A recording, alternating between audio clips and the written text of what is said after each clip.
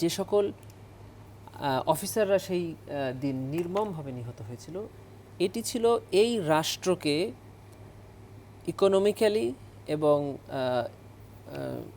নিরাপত্তাহীনতা করার প্রথম পদক্ষেপ ফ্যাসিস্ট সরকারের। 6 জানুয়ারি তারা সরকারে আসলো, 25 ফেব্রুয়ারি জাস্ট 1.5 মাসের মাথায় প্রথম আঘাতটা আনা হলো। এবং কোথায় কাদেরকে আঘাতটা আনা হলো? যারা এই দেশটার বর্ডারকে নিরাপত্তা দেয় তাদেরকে দিয়ে শুরু করা হলো, যেন দেশটা প্রথমেই একটা বড় ধরনের আঘাতপ্রাপ্ত হয়। এবং বেছে বেছে সৎ এবং দক্ষ অফিসারদেরকে সেদিন হত্যা করা হলো।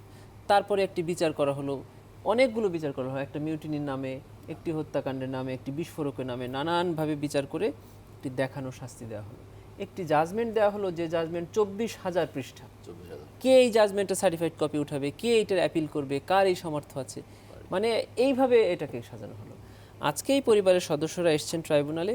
তারা একটি অভিযোগ দিয়েছে যে 25 এবং 26 ফেব্রুয়ারি 2009 তারিখে পিলখানায় এবং পিলখানা সহ বাংলাদেশের বিভিন্ন বিডিআর যে অফিস বা ইগুলো আছে, কেন্দ্রগুলো আছে, সেখানে যে হত্যাকাণ্ড হয়েছে সেগুলোর তদন্ত ওনারা আমাদের কাছে চেয়েছেন। আমরা সেটিকে গ্রহণ করেছি। গ্রহণ করে আমরা এখন পর্যালোচনা করব যে আদৌ এটি আন্তর্জাতিক অপরাধ ট্রাইব্যুনাল আইন 1973-এর অধীনে কোনো অপরাধ হয় কিনা।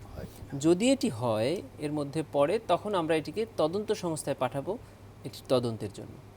আর আপনারা ইতোমধ্যে দেখেছেন যে মাননীয় হাইকোর্ট বিভাগও সরকারের প্রতি একটি নির্দেশনা জারি করেছেন যে এটিকে একটা ফ্রেশ তদন্তের জন্য। স্বরাষ্ট্র মন্ত্রণালয় প্রথম দিকে একটু গড়িমসি করলেও শেষের দিকে এসে তারা সিদ্ধান্ত নিয়েছেন অবস্থান পরিবর্তন করে যে না, তারা একটি তদন্ত করবেন।